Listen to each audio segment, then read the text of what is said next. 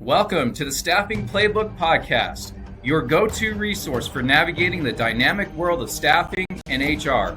I'm your host, Stephen Farrell. Join me each week as we dive deep into the strategies, insights, and stories that shape the staffing industry.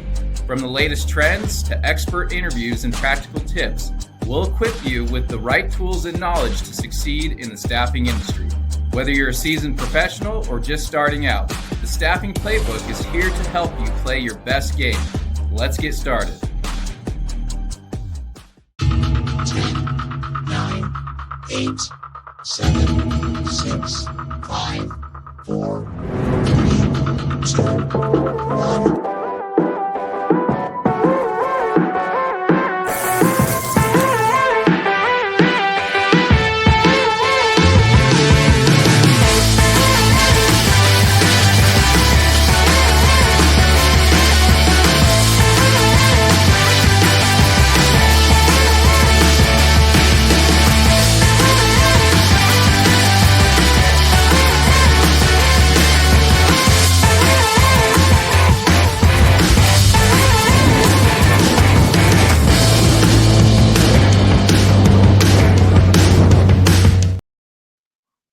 Happy Valentine's Day, everybody. Ian, how you doing, my friend? I'm good, man. Good to hang out with you. I'm excited to hang out with you on this Valentine's Day Friday. Yeah, thanks for joining me on Valentine's. Yeah, my wife, I didn't realize my wife had the day off, but she was like, "Oh, you're hanging out with Steven. It's cool." Then that's all. Hey, you know what? You and your wife, she's cool with me now. Yeah, absolutely. And I see you're sporting the Yes swag there. Yes, y'all, and you don't stop. And you did you get my Yes Yeti? I did. I love it, man. It's amazing. I mean, yeah, the swag that y'all have is top notch. So that box I sent you is actually a box we send to customers or prospective customers after we've had a proper discovery meeting. Just as thank you. Wow. Oh, well, it is excellent. I mean, if I was a customer and I was to receive that, I would be all in, 100%. Happy Friday. Glad you're here today. A regular here, Ian McLeod from Grow Up Leadership. If you need consulting on leadership, retention, help you just improve your career if you're a new manager, be sure to check out Ian. He is the man. Awesome YouTube channel, Grow Up Leadership. And lots of fun content. Thanks, man.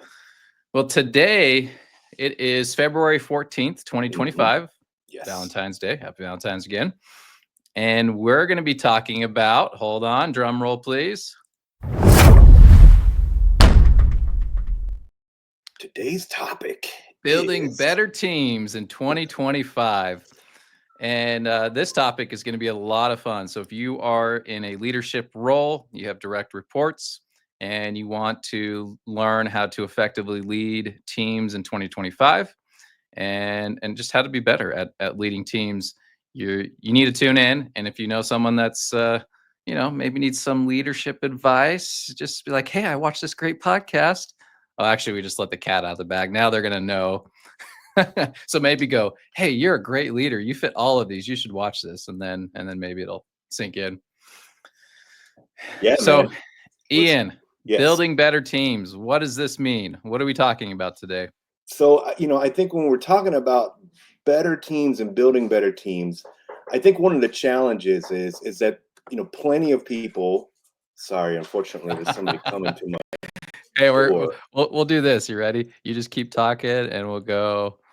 We'll let his wife answer the door. Of course, somebody comes to the door. It's live, y'all. It's real. I love it. No editing here. So I think one of the challenges is, and this isn't from me, but there's been plenty of research in this field.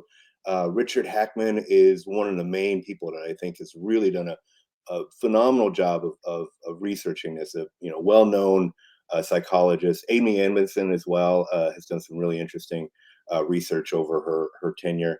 But one of the big things is that I think a lot of people a long time ago really associated building a great team with liking and about liking, building kind of liking between the teams, right? Liking. What do you mean Liking by is what that? they so when they refer to liking is like, "I like you, we're buddies, we're Mm, friends," that kind of thing, right? So you yeah, get a lot of these, you know, I mean, we've all probably gone to these things, these team building activities, you know, the trust falls kind of concept, right? And a yeah. lot of that comes out of this idea. There was this idea that, of course, unfortunately, is not really effective, but the idea was that you are basically trying to build with team members, and the way they came to this conclusion was these high performing they studied all these high performing teams, and what they found was oftentimes they really liked each other, they enjoyed each other. Well, so they thought, okay, so we need to just build all this trust, and again, doing trust falls, doing team building Mhm. activities. The reality was, after real research was put in, and again, this is Richard Hackman was one of the main folks that was doing this. But the idea, they had it backwards, unfortunately. What it was that high performing teams, people who were on a team of high performers, actually really liked each other afterwards, right? They were successful, and they were appreciated it, they respected each other, they enjoyed working together, they knew how to work together. And so oftentimes I think that's where a lot of people start, with this idea that they got to do a lot of, you know, functions and activities to build liking. And that really has not been shown to be as effective as actually building a high performing team. And that's more about design, launch, really thoughtful management of a Mhm. team instead. So it's very different approach. It's backwards basically than most people. Well, yeah, it seems backwards, but in sales, most of us know that trust doesn't come pre-purchase or even at purchase. Trust is built post-purchase, right?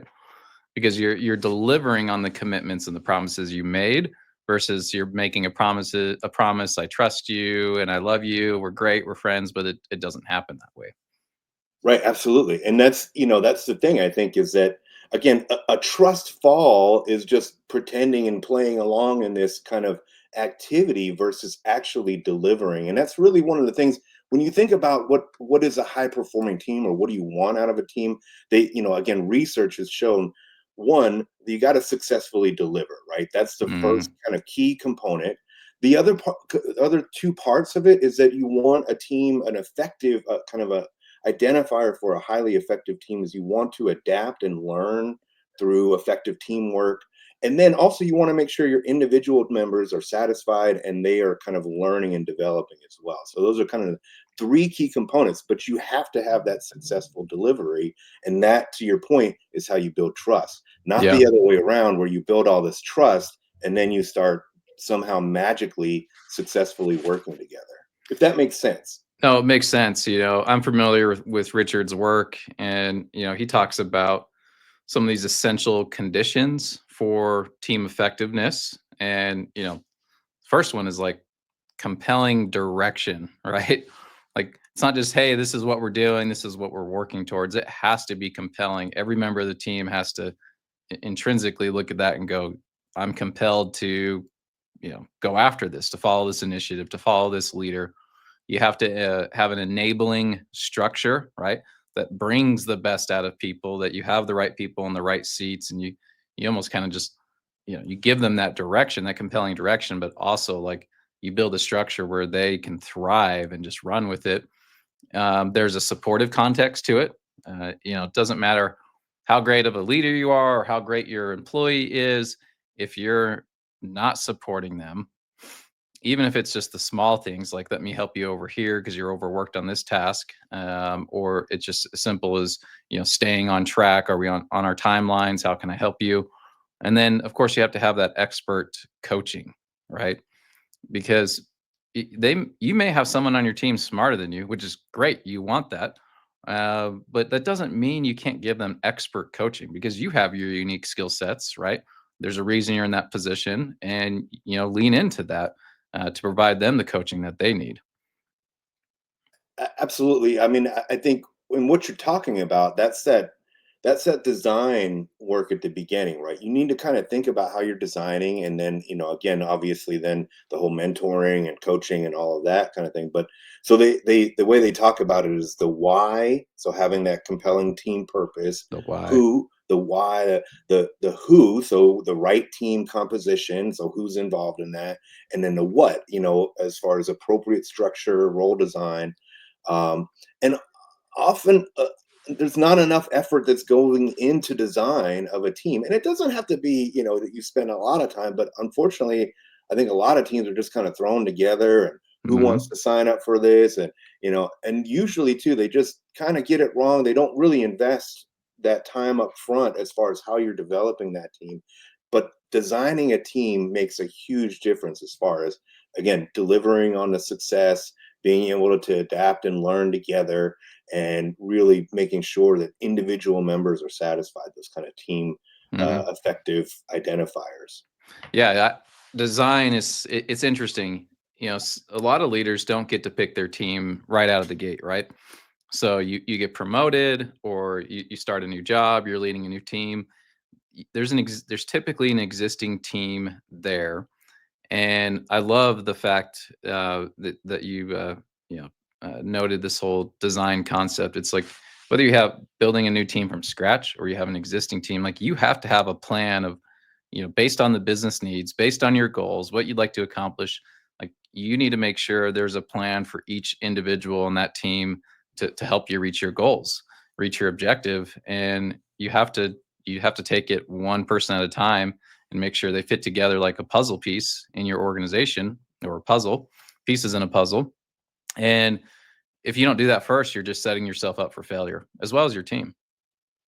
Right. And I think that's the challenge is oftentimes, to your point, I mean, there's plenty of work environments where they don't have that opportunity to really design a team, right? You're just kind of, this is the team that's already in existence, or it's put together for whatever reason.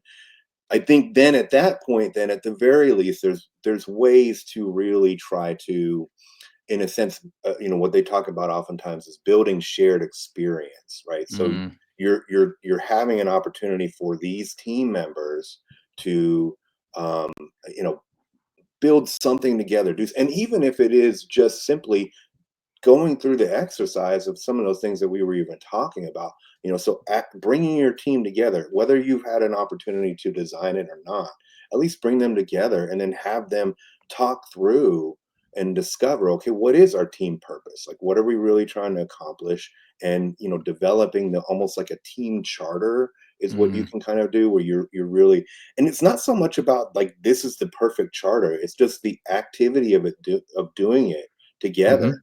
mhm, um, Establishing rules as a team. What are our rules? How do we communicate with each other? What's our guardrails for this? How often are we meeting? What does that look like? What are everybody's roles? Those kind of things. Those are activities that you can do to start to build kind of a shared experience, or at least make sure everybody feels, and as well, I will say, you want to ensure that everybody feels like they are being valued, and being able to mm. participate and partake in a That's team. So, right. so again, if even if you don't have the opportunity to design a team, you can still take that team and then really kind of put some of these things into place to again build that shared experience. One of the things, sorry, one of the things they found, You're good. I'll just keep going. Go. One of the things they found though is that the teams that perform at the highest are the ones that really work together and know each other. It's not, and again, not because they went off and did some, you know, team activity and they all went bowling together, or and eating pizza and doing trust falls. They actually work together in the highest performing teams, whether it be in the healthcare industry, airline crews, really anything. When they work together routinely, they just get to know each other. They understand the different strengths that everybody's bringing and how all of that works together. Yeah. Yeah, I want to going back to that design, and that charter. I think the other thing that's often missed is the social, or not the social, social norms, but the norms of the team, right? Like it's one thing to have expectations and your charter, and everyone's in their right position, but also you establish norms that are just you as a leader understanding your team, like these are the acceptable norms. Like, yeah, we're not supposed to wear baseball caps on Fridays, but on our team, We do, right? As long as you don't get in trouble with HR, it's fine. Just take it off when they come through the door. Right, absolutely. I mean, and again, it's not so much about what it is. It's just that you have all collectively kind of worked on that together and Yeah. figured that out together, and you're in this shared experience together. Now back to the system, right? Of a your team. Like if you, I don't know if you've heard the saying, if a bad system will beat any good person, like every time. Like, does this apply to teams as well? Like a bad team can beat a good person, an individual person on that team, like every time. Yeah, I mean, I think that's a great point, great question, and I think a lot of people also get this wrong. That usually the highest performing teams are not those teams where you have a team filled with a bunch of superstars, but the ones that actually understand and work together. There's plenty. I mean, you look at even like teams that not every time, but certainly teams that like actual sports teams, right? One of the examples was the USA hockey team in the Olympics when they won. They were actually, not slated to be that high of a performing team, but because they had worked together for so long and they knew each other, versus most teams, Mm, they're taking all their superstars from other teams and kind of pushing them together and forcing them to play together.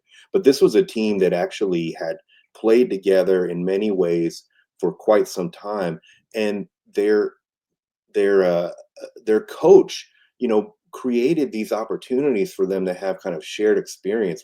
Oftentimes what he did was he created kind of a shared enemy where he himself mm. as a coach he was the enemy, and he would make them work their butts off and really make them kind of angry with him, and they all had this collective kind of you know hatred but love as well. At the same time, they really loved him and appreciated, but he was rough, right? So it's this kind of ability to work together so much where you are really learning and understanding each other and how you're playing together or working together, that makes a huge difference. So yeah, I mean, if you have those, oftentimes when you put a bunch of superstars on a team, you have conflict. Everybody, their intentions are not to work together. Their intentions are to be the superstar in the room. And then it's not a good functioning team, because then obviously other people are feeling devalued, and their strengths aren't being, utilized and Mm. are underutilized. And that kind of conditions actually make it much worse. So the system itself as a team is not working, and you'd probably be better off just having them work as individuals than they're not working as a team. Yeah, that's fascinating because who doesn't want a bunch of superstars on their team, right? I I've mean, got a that's bunch of superstars on my team. right. But you know what? I think oftentimes what happens though is those, because you have a good functioning team, those people play to their strengths and everybody values them, then they become superstars, right? Yeah. Because they are all like, my strength is this, and everybody knows it and they value it, and I get to demonstrate that on a routine basis. And I think that's where you have these teams that appear to be because they're highly successful, they appear to be a great performing team of a bunch of superstars, and the reality was is that they had their own unique strengths, and they were able to Mm. play to them You got because to they had a play to great their team. strengths. Right. Yeah, I think a lot of people maybe that are watching this may be still struggling with this shared purpose, right? Like you mentioned, the coach is a common enemy. In marketing, you develop this enemy, right? And you got this tribe behind you, and so it's like very, um, you know, just you got one side over here and one side over here, and we're all fighting, and it's really fun.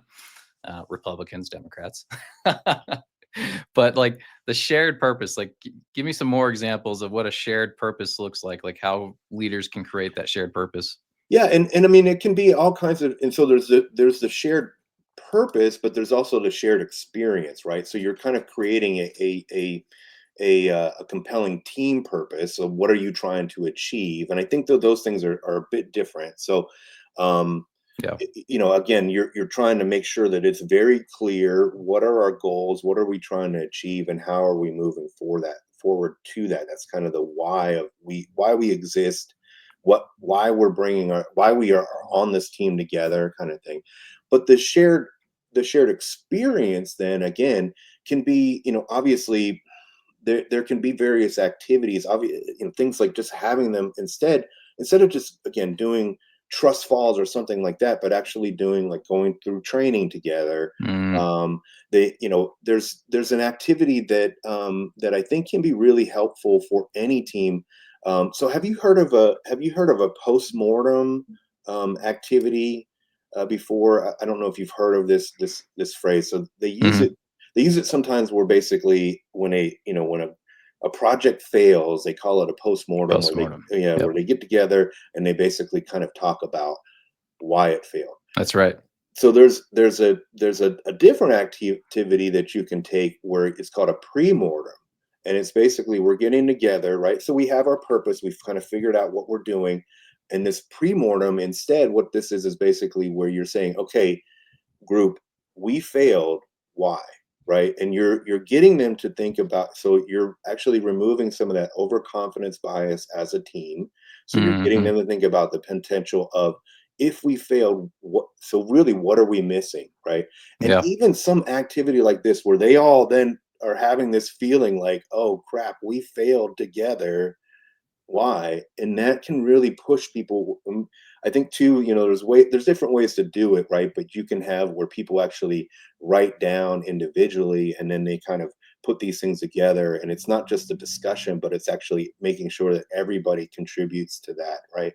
And that's where you can uncover, somebody might have some really interesting information. You typically Mhm. want to bring those strengths out, and having, I will say too, it's good to try to have, if you can, if you're designing a team, try to have a diverse team. And when I talk about diversity, really what we're talking about is diverse information, right? Diverse perspectives of, this person has this kind of information, this person maybe is from this department, has this Yep. background, and you have this different level of information, and you'll get different insights. And there could be somebody who, it could be a very simple trivial thing to everybody else, but having this one little bottleneck or this one little Mhm. trigger that can make everything fall apart. So again, your superstar might have this high level idea, but this person over here who seems, like they have a very, meaningless kind of role, they might actually have that nugget of information. So Yeah, it's like having a critical thinker and a yes, strategic thinker, right, because typically you don't find that very strong in one person.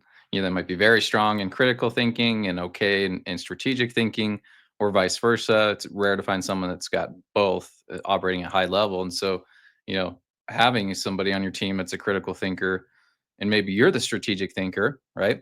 And so you're pie in the sky, like all these forward thinking ideas, but then your critical thinker is like, yeah, let me bring you back down to earth for a minute, and let's break this down into actionable steps, to get there. yeah, and I mean, the point is that you're giving these folks this opportunity, and everybody an opportunity to kind of really dissect things and share their own strengths and their own knowledge, and you're really encouraging that at the beginning. Other techniques, I mean, these are again techniques to build shared experience, right? And again, this is still kind of in the design or early launch Mhm. phase of a team, if you can get there. Is, again, with building that team identity, it could be, what is our, we can have, what is our vision, what is our shared, again, vision, what is our, you know what is our team mascot, what is, whatever it may be, right? If it's going to be a yeti, why is it a yeti, that kind of thing, those kind of things of really collectively coming together, um and building something, and then it can get people excited, about whatever that may be.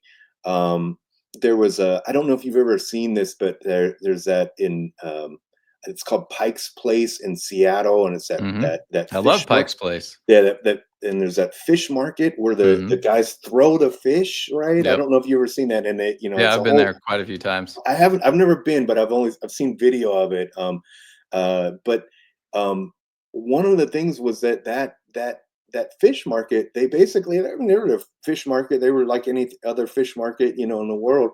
But they basically, one of them, they came together and they were like, how do we be different, right? How do we excel? What can make us different? And some guy who was kind of a newer guy, he was like, let's be the world's best fish market, or something like.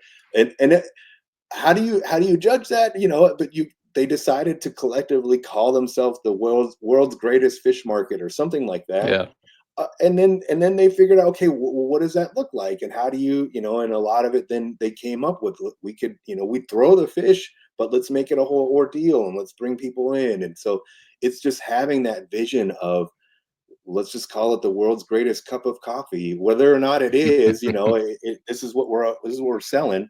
And it can bring people together and kind of build that team, to figure out how to accomplish that. Yeah, I like that. Bringing people together, your team is just so important, and it's hard to do. And this is in my mind really a daily initiative as a leader, is bringing your team together. Like I I recall when I first got my sales team and put my sales team together. We're sitting down in a room, and I'm just asking every one of them, like, why are you here? Like, what do you want out of this job? What are you trying to achieve? Like, I want to know your why. Like, let's give you time to think about it. What is that reason that you're here? And this is a group conversation, right? It wasn't private. We could have done it privately, but in this case, I wanted people to relate to their coworkers, their colleagues, and go, wow, I want to help Ian because he's got such a powerful reason to be here. And maybe myself, I haven't really given it much thought besides I just want to make a little extra commission. And now I need to really think about my purpose. And so it's that shared experience. And like when the purpose of your coworkers, why they're here, why they're doing what they do, like you're just rooting for them instead of that infighting. It's like, oh no, I actually want to help Ian because I know his why.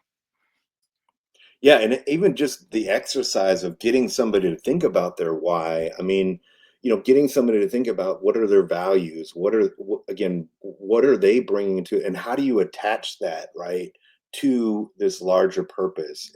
I think, a simple activity is just asking people again, what are your values? And then have them identify those things, whatever they are. What do they want to achieve? And then how does that connect to our mission, our vision, our core values as a company, whatever it may be. But really getting people to, I mean, I don't think that that's done enough Yep. in workspaces, of getting people to think Not at about all. why. Yeah. And having purpose is a fundamental component of intrinsic motivation. So if you can Yeah. really, have somebody have some internal purpose, and be able to connect to that and understand that there's something bigger than just, I'm collecting a paycheck or whatever it may be. um, uh, they'll really, continue to again provide, what more than, you'll get. That's where you get that 110% kind of work, Mhm. is just by having some sort of purpose. Yeah. And you think, talking about, just intrinsic motives, Richard Hackman talks about the fact that, your team needs that psychological safety, right? If you want a high performing team, everyone needs to have that psychological safety for themselves. And I don't know if you can speak to that, of what that looks like for psychological safety. Yeah, and so, I know that he refers to more of that. He talks a lot about the structure, and that kind of thing. Amy Edmondson, is another great, uh, psychologist, researcher, who, researched a bit more of that and really pushes that idea of Oh, that's psychological right. Amy safety. does. But they both do. I mean, they both talk about it. I think it's valuable to both. Um, the point of psychological safety is, and I think it's a bit of a buzzword that's, thrown around a Hmm. lot. And I don't think that people necessarily always, um, you, you know, Really comprehend it. they don't comprehend it, or they don't really create the space for that. It's more just something like, we want to create psychological safety. Well, okay, It's a that's buzzword. right. But there is something to it that I think is very valuable in terms of, of having people being able to speak up, and creating a space where people can speak up. So Amy Edmondson, she did, what's fascinating about her is she was early on in her kind of research career. She was working on her PhD, and she basically was looking at the healthcare industry. She was looking at a couple different hospitals, and they were able to identify what they considered high performing teams and kind of the low performing teams, Hmm. right? And what she did was she kind of had this hypothesis that the high performing teams would have less mistakes, right? So the low performing Mm. teams would be the high, they would have Yeah, they it would makes be the sense. You're a highest. low Right, performing team. You're just making mistake after right, mistake after mistake. Yep. right. So she, spent all this time compiling all this data, right, pulling all this stuff together, and then ran all the statistical analysis of the data. And what she found, what came back was that the teams with the most mistakes were the teams that were the highest performing teams. The Ooh, the tell me team more. the teams with the lowest amount of mistakes, so the lowest, and these are kind of healthcare mistakes, whether they be something significant or just missing some little, thing, or they didn't do something correctly, right? The teams with the lowest forming mistake, the lowest numbers of mistakes were actually the lowest performing teams. And she was like, she was she was doing some statistical analysis on a computer. So she was like, I clearly put something wrong into the equation. What the heck? And so Mm, she reran it, like, multiple times. What she found was, and then she actually had to go back and do further research, and she had some other folks who were working with her in research actually go back in and kind of, again, validate it. validate this further research. What she found was, it wasn't that the highest performing teams were, again, having more mistakes. It's that there was psychological safety for them to actually report them. So they were Mm, reporting the mistakes really? was really the issue, versus the low performing teams. They were on teams where they wouldn't tell anybody. They made a mistake and they weren't reporting any of it because their team environment was that they didn't have that psychological safety, that ability to feel like they could share, because they would get yelled at. They would it would be a problem. They would have some sort of punishment placed on them for making a mistake. And that's how, that was kind of an old school way of running the teams, of a lot of it driven by rewards and punishment, versus the high performing teams. There was a psychological safety of learning, where they were learning together. Oh, I made this mistake, let's fix this quickly, let's be able to Hmm. to address this, and let's learn from this mistake that we had and not repeat this again. And so it was, a fascinating kind of insight, and again, that's really where the concept of the importance of psychological safety came from. That is super insightful. I did not expect the reason behind it. I was thinking to myself, if they're high performers, they're just trying things, right? They're iterating, they're pivoting, and so they're going to make lots of mistakes along the way. They learn quickly, which I'm sure that's part of it. But Sure. but what you just mentioned is they felt safe to speak up and say, I made a mistake, right? I Right. invoiced that customer the wrong amount. I Yeah. said the wrong thing, and I lost this deal. And so you feel comfortable in sharing that because you're not going to be scrutinized and yelled at. Your leader, your coach is going to come and help you. And like, if you're a leader listening to this right now, if you're thinking to yourself, wow, my team comes to me all the time to say I made a mistake, good That's job. Like, that's a good, yeah. you're doing something right. Absolutely, right? That's a And great if thing. you're not getting very many of those, if you're listening, you may want to take a look at your team and try to get a grasp on if they feel safe or not, Yeah, right? If they don't, yeah, let's go sit down with them one on one and reestablish those relationships, build the broken trust, and get them reengaged. yeah, yeah, and I think, looking at, okay, if your team isn't reporting a lot of mistakes, I mean, are they, I mean, maybe you do have a really high performing team that also doesn't make mistakes. I think there's a possibility, certainly, to that. But how did you get to that point, right? And Yeah. there's probably something along the way. The point of this psychological safety, though, especially when you're talking about a team and when you're talking about this kind of how you design it, or how you create shared experiences, and how you, again, build a team charter. What you're wanting to do is you're wanting to, and again, making people feel valued, like we talked about, having a higher purpose. What you're wanting to do is actually create some level of healthy debate where people Yes. feel safe to just share. Okay, hey, let's rethink this for a moment. I know we're going this route, but is this, can I play devil's advocate, or what about That's this right. kind of thing?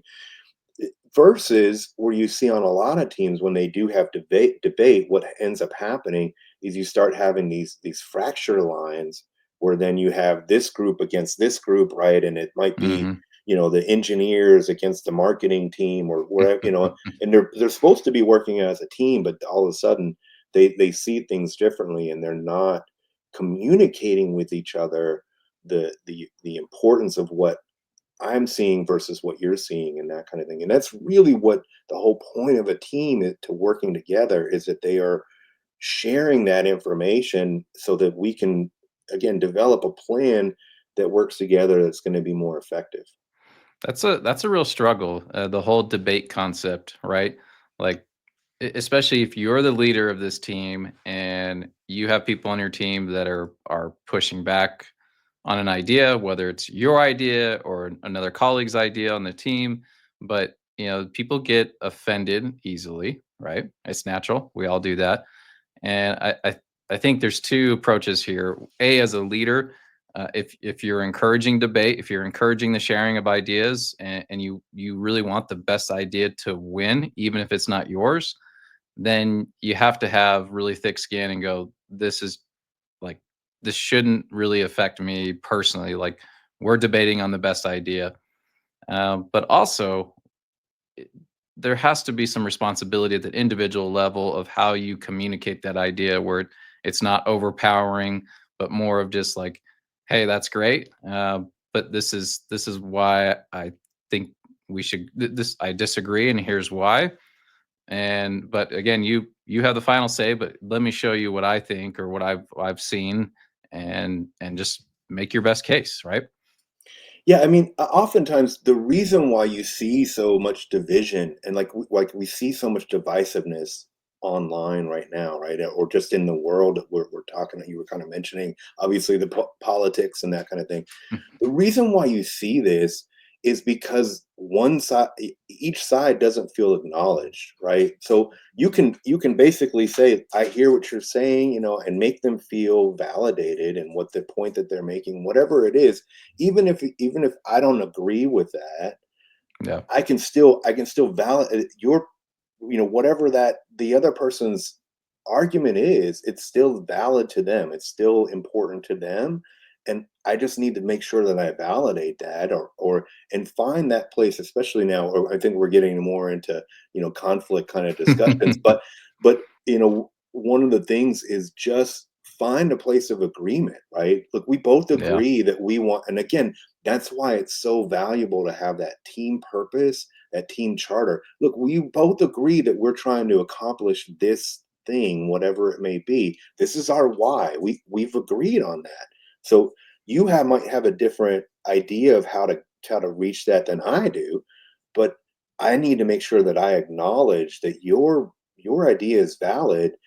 I also have this other idea, or this other perspective, that we can think about. And oftentimes, then, I mean, this is a thing, even on like negotiations and debate. If you just simply acknowledge or agree with somebody's strongest argument, then you kind of take the weight out of it, right? That's right. So you kind of remove that, and then you can get down to the actual, okay, hey, I 100% agree with you on this thing. What about this? What, Hmm. have we considered this other thing too? And that kind of, again, can bring that conversation to look at it from a different viewpoint.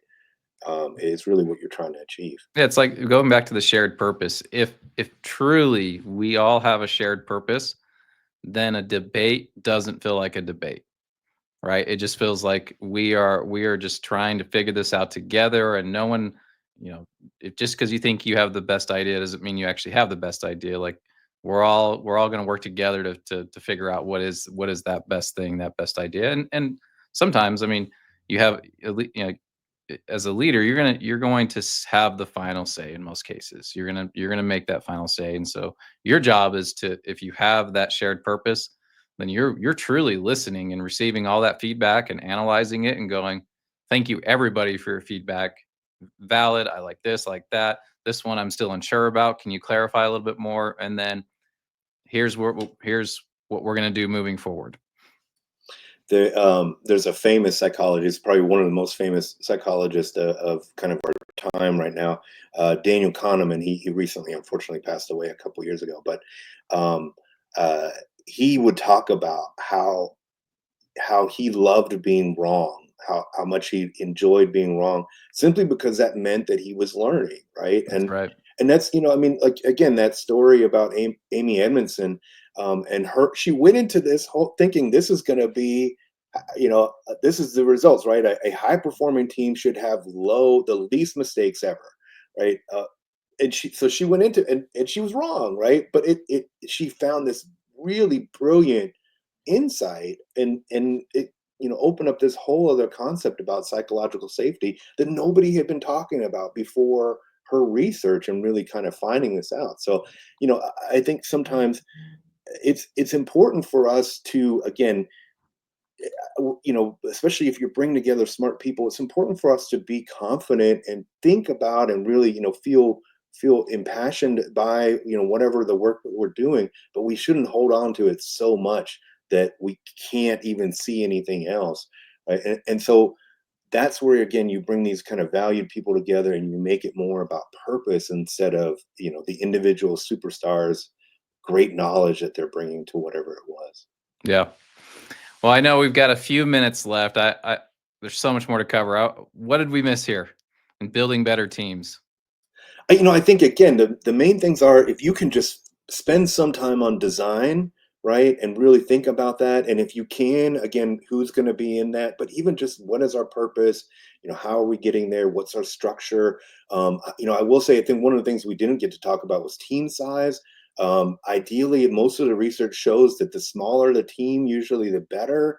Hmm. Anywhere between 5 to 12 people.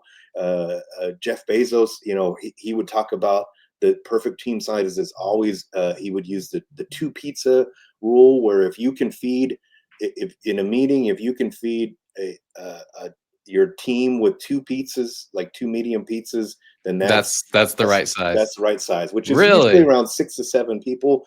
Because otherwise, what happens is, the more people you add, in a lot of teams, I think they suffer from this, is they keep adding in more people, but then you have all those different dynamic relationships that now need to be managed, right? So you just add in one other person, and you think about, so say if you have 6 people, you bring in one more person, all of a sudden now each one of those 6 individuals have to manage that relationship between them, and so it adds a lot of complexity Hmm. and not a lot of really, evidence to show that it's actually more effective to Yeah. have more people. So that's one thing.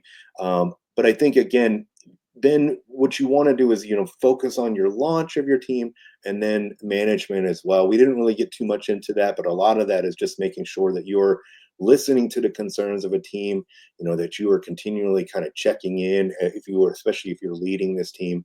Um, and that can really help, kind of drive the effectiveness, and just Yeah. making sure that they're successfully delivering. If that's your key thing, they got to deliver out. The output is important for sure. Yeah, of course. I mean, at the end of the day, it's when I look at my customer base, like, what is it that they truly need? They don't need people. Okay, hear me out here. Okay, big production facility, 500 people in there. They don't need people. They need their product manufactured, produced, and shipped out. Well, people are part of that process, right? To make that happen. But it's like that's the most crucial piece in that equation is people. And so, yes, you want to make a profit. Yes, you got to reach your goals. Your team needs to reach your goals. But again, you can't if there's no one to operate the machine until all the robots replace us. Still, you got to feed the robots with the paper. But until then, like you need your people or you can't get your product out. You can't hit your goals. And so the whole, like, I love the concept of the team size. I had over 15 direct reports one time in my career, and that was probably one of the lowest points in my career, not realizing it was because I was not effective in leading my team at an individual level because I had too large of a team. And when I've had a smaller, so like I think 12 is kind of like the most, like at most, right? But that sweet spot of probably 6, 7, you can be highly effective because you're leading your team at that individual level. And if we have that shared purpose, it's much easier to live that shared purpose because it's a small group. Absolutely. Yeah, it makes a huge difference for sure. And I think Yeah. to Liz's point, having that common ground, you know, again, figure out what that common ground is and continue to emphasize that. And I think you'll be golden for sure. You'll be Yeah. better than most teams already. You'll be ahead of quite a few. Yeah. And when you're designing your team, you might have some fall off, right? Fallout. You're going to lose some people that Yeah, maybe don't have that shared purpose, shared values. And yes, that's really hard to deal with. But they're probably better off finding that with the right team if it's not with your team. And so I love just the premise of this conversation. For me, the biggest takeaway is the design of your team. Get that right. Just like if you're forecasting your budget for your business, right? yeah, Forecasting your labor for your warehouse, like it's that preparation in advance. What are the needs of the business, and what do I need to fulfill those needs, right? What kind of structure, what kind of people, what kind of talent do I need on my team? And then having that supportive structure in place, the coaching, and that shared purpose. It's like you're going to have that high performing team in 2025. absolutely. Yeah, it makes I mean, you're already going to be ahead of most for sure. Yeah. All right. Well, I'm sad we didn't get enough comments today. I wanted some outrageous comments so I could put this new video clip I on know you here. got the little zinger in Okay, I there. want to show it just for fun. Yeah, let's do it.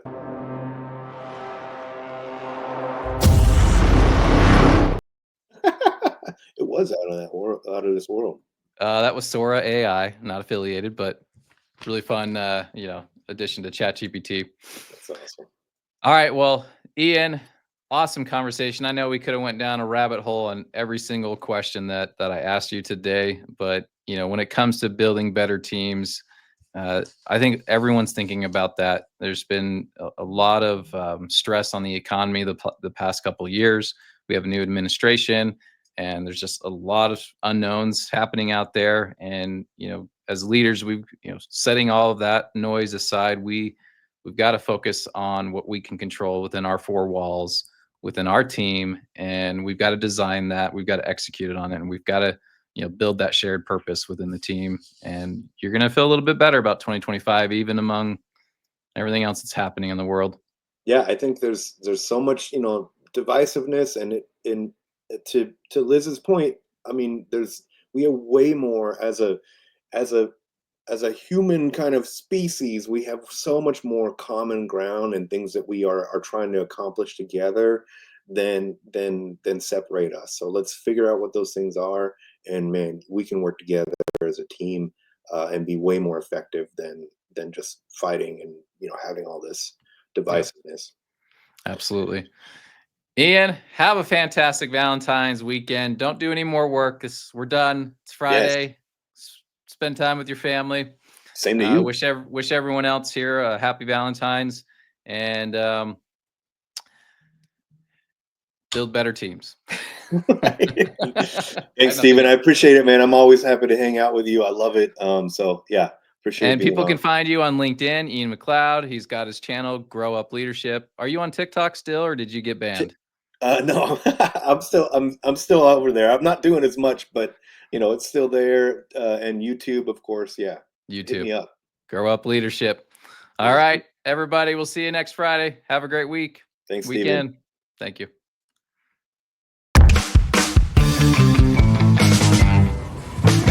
6 months ago, I get a call from Steve Farrell, who wants to talk about partnering with Yes for our labor needs. It would change your approach to staffing. I told him I've already used multiple agencies and have had headaches with each one. So my approach to staffing is just fine. With multiple agencies, we thought we had our staffing needs covered. Hey, the agency employees didn't show up, so we're short on staff again. I'm sorry. Focus. Curses. Fetch.